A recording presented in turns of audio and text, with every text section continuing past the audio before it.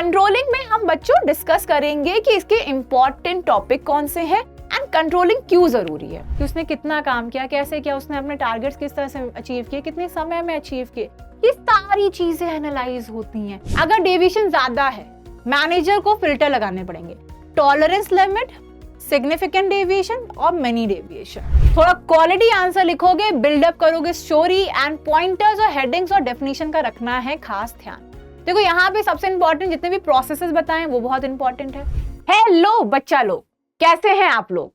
I hope exam की tension कम हो रही होगी एंड रिवीजन बहुत जोरों शोरों से चल रहा होगा।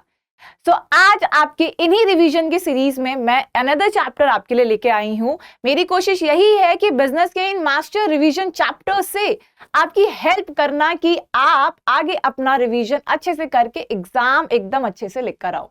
तो हाईएस्ट गुड मार्क्स की तैयारी के लिए हमारे साथ आप इस तरह से जुड़े हैं, इसके लिए बहुत बहुत शुक्रिया। अब इसी सीरीज में आज मैं आपको साथ डिस्कस करूंगी another chapter which is controlling. Controlling में हम बच्चों डिस्कस करेंगे कि इसके इंपॉर्टेंट टॉपिक कौन से हैं एंड कंट्रोलिंग क्यों जरूरी है। ठीक है, अक्सर कहते हैं कि बिजनेस में मैम इतना कंट्रोल क्यों करना है। देखो कंट्रोलिंग तो जैसे लाइफ में काफी चीजों को करनी है, उसी तरह बिजनेस में भी करनी है। जैसे कंट्रोलिंग हम लाइफ में देखते हैं ना, खेलो बट इतना नहीं खेलो कि सिर्फ खेलते ही रह जाओ और पढ़ाई पे ध्यान ही ना रहे। ठीक है, अब अगर देखा जाए प्रैक्टिस है, किसी भी चीज में है, नियम कानून कंट्रोल लाना ही पड़ता है। अगर आप घर पे कंट्रोल नहीं करेंगे मनी आउटफ्लो पे कि पैसा कितना कहाँ खर्च हो रहा है, तो जल्दी क्या होगा, जल्द ही वो सारे पैसे खर्च हो जाएंगे।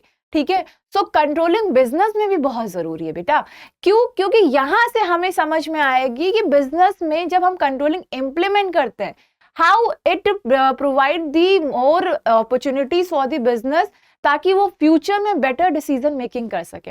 एंड कैसे ये प्लानिंग से रिलेटेड है, ये सारी चीजों का आंसर मैं आपको दूंगी। तो चलो आज के सेशन में हम डीप डाइव इन करेंगे कि कंट्रोलिंग होती क्या है एंड कैसे एग्जामिनेशन के पॉइंट ऑफ व्यू से, एग्जामिनर के पॉइंट ऑफ व्यू से आंसर किस तरह से लिख कर आने हैं, कॉन्सेप्ट को समझेंगे उस वे में ताकि आप एग्जामिनर पॉइंट ऑफ व्यू से आंसर लिख कर आओ, जिससे एग्जामिनर हो जाए खुश और आपको मिलेंगे गुड मार्क्स। तो लेट्स बिगिन। चलो कंट्रोलिंग इंपॉर्टेंट क्वेश्चंस हम डिस्कस करते हैं, क्या क्या हो सकता है। सबसे पहले तो मीनिंग समझना है। ठीक है, कंट्रोलिंग क्या क्यों जरूरी है? कंट्रोलिंग इसलिए जरूरी है क्योंकि हमने जो प्लान बनाते समय बड़ी बड़ी बातें करी थी कि ये काम इंसान ऐसे कराएंगे, वो कराएंगे, इसके लिए ऑर्गेनाइजिंग हुई, स्टाफिंग हुई, डायरेक्टिंग हुई, इंसेंटिव्स दिए गए, रिवॉर्ड्स दिए गए। अब देखो भाई कि एक्चुअल परफॉर्मेंस क्या सच में वो प्लान्स को जस्टिफाई कर पाई कि नहीं कर पाई। तो ये दिखाता है कंट्रोल करना भी बहुत जरूरी है, क्योंकि ये इंश्योर करता है कि जो प्लान में स्टेटेड थिंग्स थी वो अचीव हो पाए कि नहीं। अगर फेलियर हुआ है तो क्यों हुआ है, ताकि अगली बार ना हो, बेटर प्लान्स बन सके, better next goals and objective को अचीव किया जा सके। तो controlling is must after all the work has been done. ठीक है, सो इट इंश्योर कि एक्टिविटी इन ऑर्गेनाइजेशन सही से परफॉर्म हुई हो, प्लान की तरह हो। ये इंश्योर करता है कि रिसोर्सेज सही से, अच्छे से, बेस्ट वे में यूज हुए हो। ठीक है, एंड हमारे जो गोल्स हैं वो अचीव हुए हो। ठीक है, ये डेफिनेशन है जो आके आप अपने बोर्ड एग्जाम में मेंशन करके आ सकते हो। यहाँ पे कंट्रोल इंप्लाई करता है कि मैनेजमेंट अकम्प्लिश करे standard and the correction of deviation. तो यहां पे काम यही होता है कि मैनेजरियल कंट्रोल का मतलब होता है मेजरमेंट ऑफ अकम्प्लिशमेंट, क्या क्या काम हुआ है against the standard, actual work को मेजर करना against the standard work. And अगर इन दोनों में कुछ डेविएशन है, पॉजिटिव डेविएशन है मतलब above the standard work, negative deviation है मतलब बिलो द स्टैंडर्ड वर्क, तो ये डेविएशन का रीजन पता करना एंड कोशिश करना कि ये इंश्योर करना कि आगे ना हो और इसमें हमारे गोल्स एंड ऑब्जेक्टिव के अचीवमेंट में कोई बहुत फर्क ना आए। तो इसमें हम दो चीजें देखते हैं, standard performance and actual performance. इनको कंपेयर करते हैं, जब इनके बीच में डिफरेंस आता है तो उसे हम डेविएशन कहते हैं। ठीक है, सो अब आप सोच रहे होंगे कंट्रोलिंग एंड में क्यों हो रहा है। सी, अगर ये पहले ही हो जाएगा, ठीक है, सो हम बाकी काम कब करेंगे अगर हम पहले ही हर जगह पे कमियां निकालने लगेंगे। तो at the end of the working process होता है। ठीक है, तो इसीलिए controlling happen only at the end. ठीक है, ओके। नाउ नेचर क्या है, कंट्रोलिंग किया क्यों जाता है, what's and why it is done. ये गोल ओरिएंटेड है, ये इंश्योर करता है कि जिस पर्पस से काम शुरू हुआ था वो हो भी रहा है कि नहीं, परवेसिव इन नेचर है, हर जगह रिक्वायर्ड होता है, चाहे वो टॉप मैनेजमेंट हो, मिडिल हो या लोअर मैनेजमेंट हो। ये कंटिन्यूअस प्रोसेस है, एक बार करके खत्म नहीं कर सकते हो। कंट्रोलिंग आपकी हर लेवल पे इंश्योर होती है।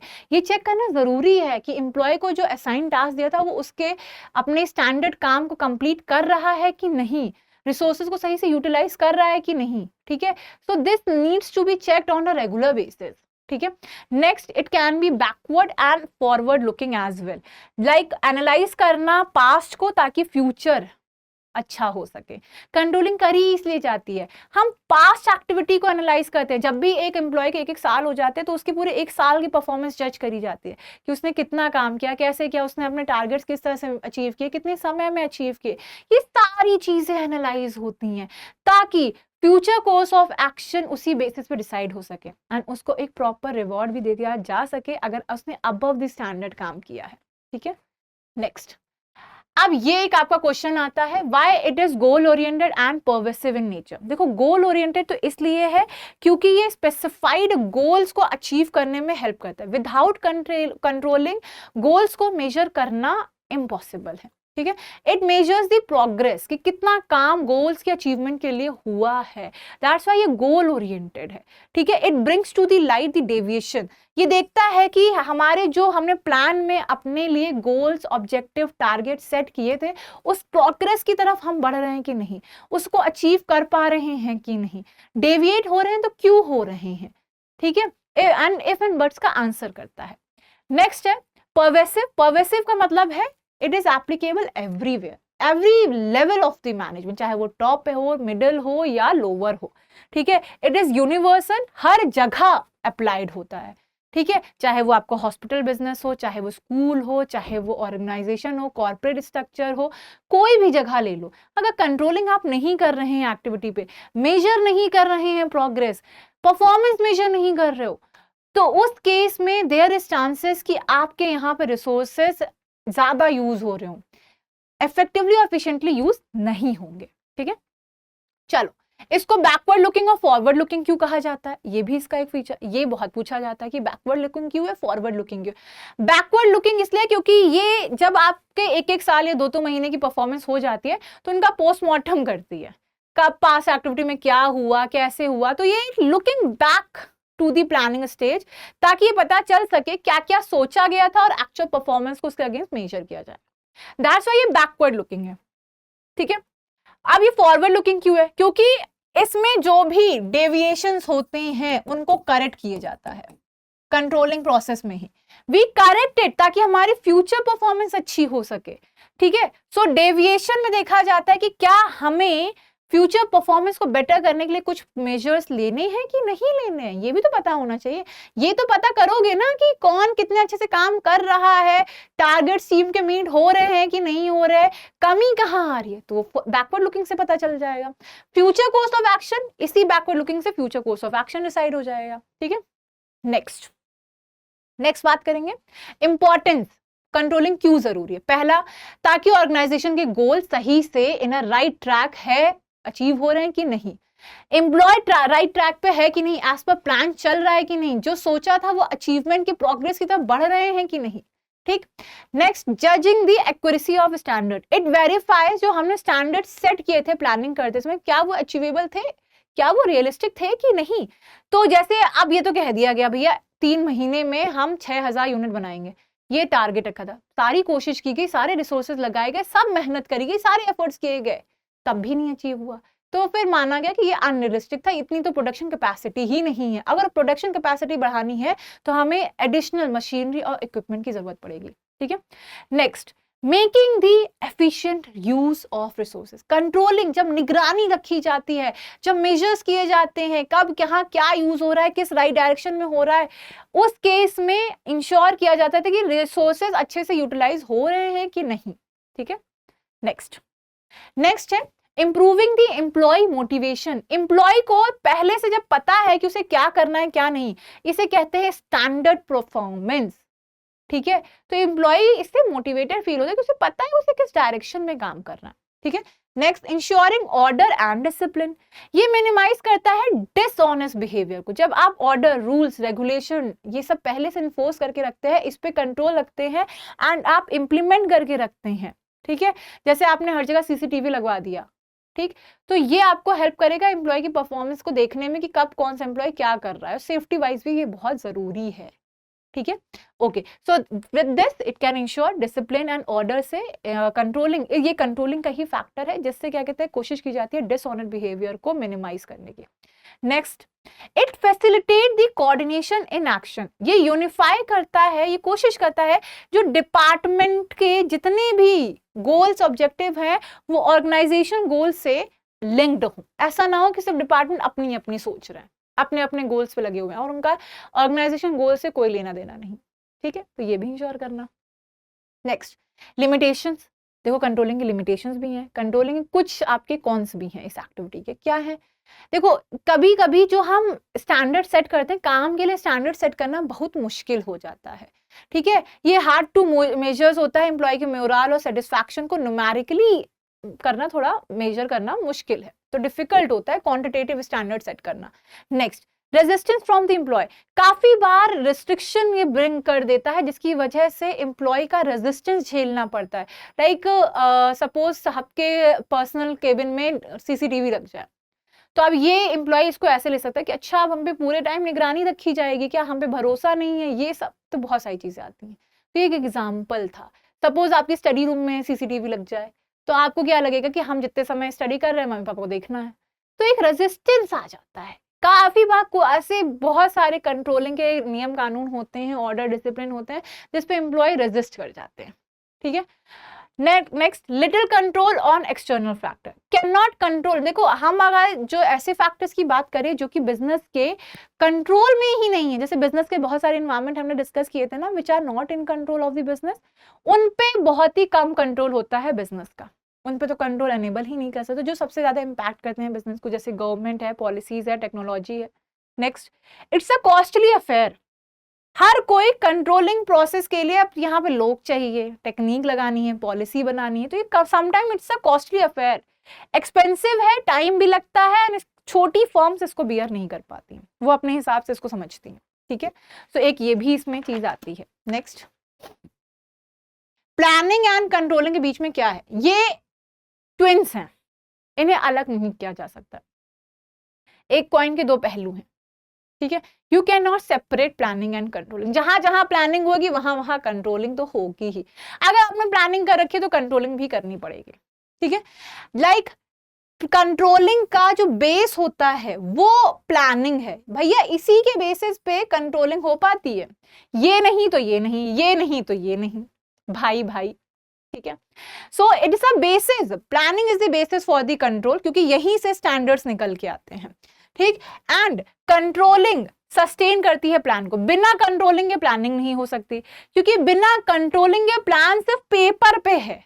कंट्रोलिंग ये देखने में हेल्प करती है कि हाँ, मतलब कंट्रोलिंग की वजह से ये पता चलता है कि जो स्टैंडर्ड्स एंड परफॉर्मेंस मेजर्स यहाँ पे इंश्योर किए गए थे वो एग्जीक्यूट हुए कि नहीं, यहीं से पता चलता है एग्जीक्यूशन हुआ कि नहीं, प्लान अचीव्ड हुए कि नहीं, प्लान सक्सेसफुल हुआ कि नहीं, गोल्स ऑब्जेक्टिव अचीव हुए कि नहीं, यहां से ये सब आंसर आते हैं, ठीक है। तो ये इन्हें सस्टेनमेंट दिलाता है और ये इनको बेसिस बताता है काम करने के, मतलब क्रिएट करने के, ठीक है, basis for control. So planning without controlling is meaningless, controlling without planning is blind. सिर्फ प्लानिंग करी, कंट्रोलिंग नहीं करी, मतलब कंट्रोलिंग सिर्फ प्लानिंग करी एंड कंट्रोलिंग नहीं करी तो मीनिंगलेस है, मतलब प्लानिंग तो कर डाली पर ये देखा ही नहीं कि स्टैंडर्ड अचीव हुए कि नहीं, टारगेट्स अचीव हुए कि नहीं, किस रिसोर्सेज को किस तरह से यूज किया गया ये तो मेजर किया ही नहीं, ठीक है। तो इस वजह से प्लानिंग बन जाती है मीनिंगलेस एंड ये रिलेशनशिप पूछा भी जाता है, ठीक है। कंट्रोलिंग विदाउट प्लानिंग ब्लाइंड है, आप कुछ मेजर कर रहे हो, पता ही नहीं है, प्लानिंग तो हो नहीं रखी थी तो स्टैंडर्ड्स तो है नहीं, तो ब्लाइंड चल रहे हो ना, इसलिए। चलो, प्लानिंग वर्सेस कंट्रोलिंग नेचर, देखो planning is prescriptive in nature, ये थिंकिंग प्रोसेस है, आर्टिकुलेशन एनालिसिस है, कोर्स ऑफ एक्शन डिफाइन करता है, लाइक डॉक्टर ने आपको बता दिया क्या क्या कैसे करना है, ठीक है। सो यहाँ पे आपको बताया जा रहा है प्लान ऑफ एक्शन कि क्या क्या हो सकता है, कैसे हो सकता है। कंट्रोलिंग इवैल्यूएटिव है, ये चेक करता है कि अच्छा काम वाम हो गया, और नाउ मैं देखूंगा कि भाई प्रोग्रेस कैसी है, प्रोसेस कैसे हुआ, सही चीजें कैसे हुई, वेरीफाई करेगा चीजों को, इवैल्यूएट करेगा कि एक्शन मैच हुए डिसीजन से कि नहीं। ठीक है, जैसे पहले डॉक्टर ने प्रिस्क्रिप्शन लिख दी, अब यहाँ पे टीचर क्या कर रहा है, आंसर को चेक कर रहा है, आंसर शीट को चेक कर रहा है, तो ये अलग है, ये अलग है। ठीक है, यहाँ पे आपको सिर्फ सिलेबस बताया गया था कि क्या क्या करना है, यहाँ पे आपका टीचर मार्क्स चेक कर रहा है कि आप कितना पढ़ लिए। ठीक, जो बोर्ड्स का रिजल्ट आएगा वो आपका कंट्रोलिंग के अंदर आएगा, और जो अभी आप प्लान कर रहे हो, जिस बेसिक का पैटर्न पढ़ रहे हो, पीवाईक्यू देख रहे हो, ये इसके अंदर आएगा प्लानिंग के। ठीक है, चलो नेक्स्ट है कंट्रोलिंग प्रोसेस में क्या आता है। देखो कंट्रोलिंग एक्टिविटी इंश्योर कैसी की जाती है ऑर्गेनाइजेशन में। सबसे पहले हम देखते हैं परफॉर्मेंस स्टैंडर्ड क्या क्या सेट किए गए थे किसी भी पर्टिकुलर एक्टिविटी के लिए या किसी भी पर्टिकुलर डिपार्टमेंट के लिए। फिर देखते हैं कि कितनी एक्चुअल परफॉर्मेंस हुई है उस स्टैंडर्ड परफॉर्मेंस के अगेंस्ट पे। हम जो एक्चुअल परफॉर्मेंस होती है हम उसको मेजर करने की कोशिश करते हैं, देखते हैं क्या काम किस तरीके से किस रेंज में हुआ है।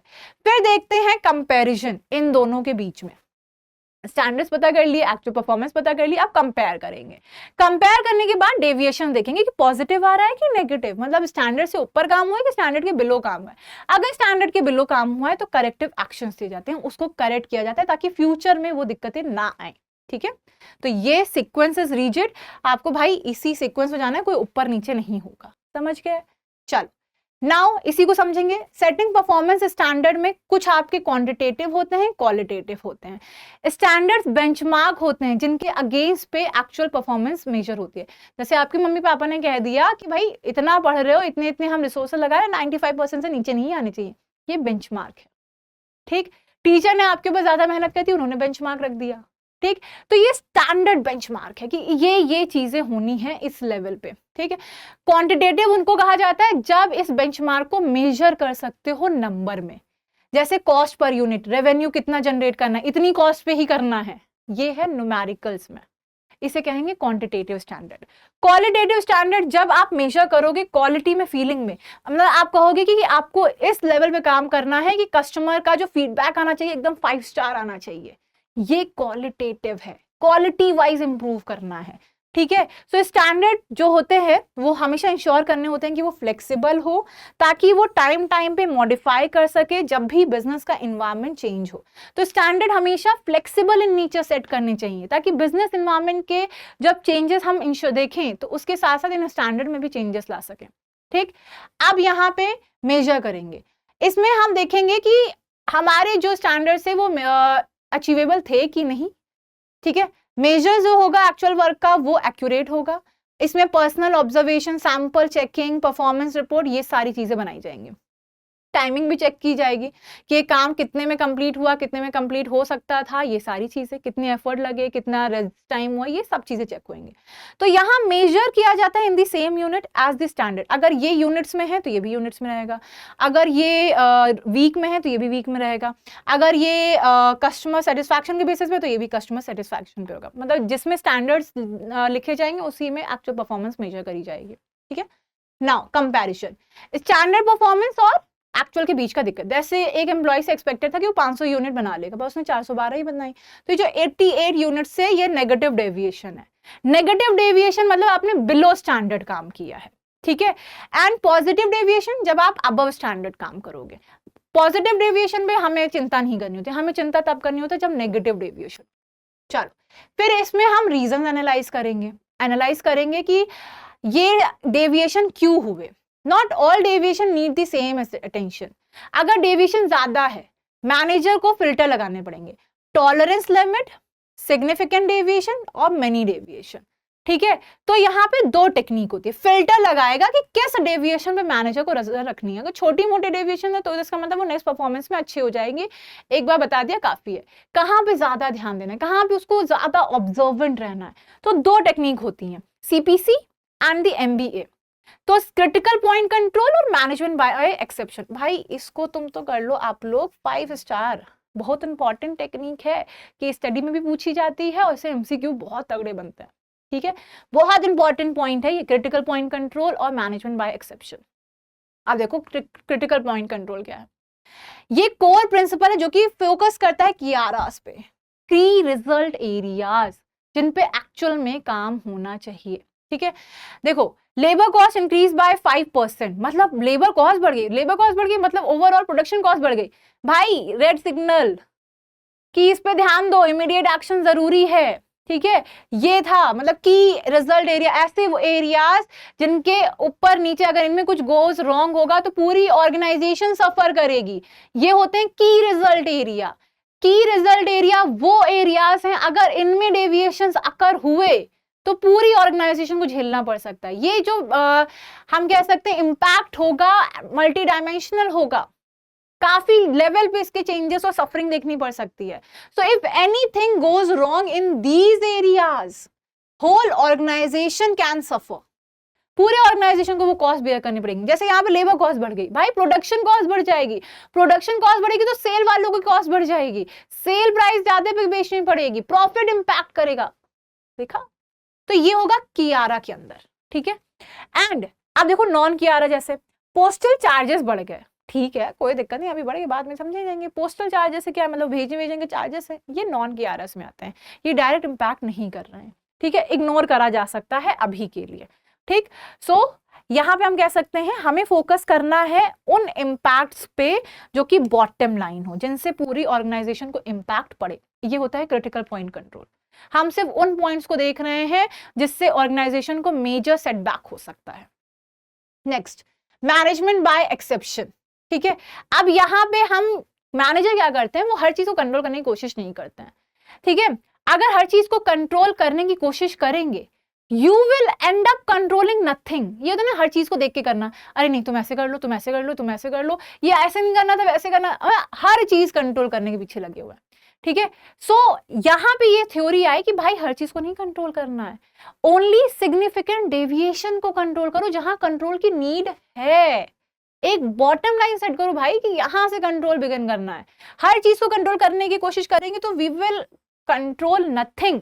ठीक है, सो हमें सिर्फ और सिर्फ सिग्निफिकेंट डेविएशंस को आइडेंटिफाई करना है और उन्हीं को मैनेजमेंट की नोटिस में लाना है कि देखो ये तो कुछ ज्यादा ही गड़बड़ हो रही है, इन पे मैनेजमेंट को ध्यान देना पड़ेगा, इस पे काम करते हैं। ठीक है, जैसे यहां पे आपने टारगेट्स कर लिए, ठीक है, कि अगर हम यहां पे बात करें टारगेट्स है, अगर इसके ऊपर काम हो रहा है तो भाई खुशी वाला माहौल, कुछ देखने की जरूरत ही नहीं है। ठीक है, 550 का हो रहा है, नो एक्शन नीडेड, तो ये नो एक्शन जोन है। ठीक है, नो एक्शन जोन में इन्होंने कर दिया कि ये 500 है, तो 450 से अगर 550 यूनिट्स के बीच में प्रोडक्शन हो रहा है तो यहाँ पे कोई एक्शन लेने की जरूरत नहीं है। अब अगर 500 से नीचे भी आ रहा है तो 10% तक नीचे आ सकता है। भाई एक्शन और अलर्ट कब जारी होगा, पर्टिकुलर वर्कर पे, जब वो 450 से नीचे काम करेगा। सपोज उसने काम किया 410, ठीक है, तो ये है एक्सेप्शन। सिर्फ एक्सेप्शनल केसेस को आइडेंटिफाई करके उन्हीं पे काम करना है, बाकी लोगों को डिस्टर्ब नहीं करना। जो लोग 450 से नीचे का प्रोडक्शन कर रहे हैं वो अलर्ट जोन पे रहेंगे, बाकी जो 50 यूनिट्स कम भी प्रोड्यूस कर रहे हैं इट्स ओके, लेट गो, वो अगली प्रोडक्शन में अगले काम में संभाल लेंगे। ठीक है, उन्हें पता है, ठीक है, कि टारगेट इतना है, वो 450 करे, इन पे इतना ध्यान नहीं देना। अगर हर किसी पे ध्यान देने लगेंगे तो इट विल बी एग्जॉस्टिव। आप जो क्रिटिकल पॉइंट वाले लोग हैं उनको आप छोड़ दोगे, मतलब ऐसे लोग जो बहुत ही कम काम कर रहे हैं वो तो फिर फ्रीली जा रहे हैं ना, क्योंकि उनको भी सबको एक साथ रखा जा रहा है। तो this is called management by exception, कि सिर्फ और सिर्फ क्रिटिकल डेविएशंस पे काम करने हैं। सिग्निफिकेंट डेविएशन जो ज्यादा है अमाउंट में, जिससे ज्यादा फर्क पड़ रहा है, जिससे ज्यादा लग रहा है कि टारगेट से कुछ ज्यादा ही डेविएट हो रहा है, सिर्फ उन पे काम करेंगे। सो सिर्फ एक्सेप्शनल केसेस पे हम यहाँ पे कंट्रोलिंग एनेबल करेंगे, सिर्फ उन्हीं को अलर्ट जोन में रखेंगे और मैनेजमेंट को नोटिफाई करेंगे। ठीक है, चलो ये इनके बीच में डिफरेंस है। सीपीसी किस पे काम करता है, क्रिटिकल एरियाज पे। मैनेजमेंट किस पे काम, मैनेजमेंट बाय एक्सेप्शन किस पे काम करता है, डेविएशन जब बियॉन्ड लिमिट होते हैं, मतलब जो एक लिमिट से ज्यादा पीछे आगे पीछे डेविएशन होते हैं तब। ठीक है, आगे बढ़ रहा है तो कोई दिक्कत नहीं, कुछ ज्यादा ही नीचे गिर रहा है प्रोडक्शन तब। ठीक है, इज दिस एक्टिविटी क्रिटिकल और सर्वाइवल, ये यहां पे चेक किया जाता है। ठीक है, is this deviation big enough worry about, मतलब क्या ये छोटा डेविएशन है कि बड़ा डेविएशन है, यहाँ पे ये चेक किया जाता है। यहाँ quality versus box colour check होता है। ठीक है, यहाँ जैसे 2% डेविएशन डिफरेंस बिटवीन 10%, मतलब 2% डेविएशन लेट गो किया जा सकता है, 10% डेविएशन ज्यादा है, इसको चेक करेंगे।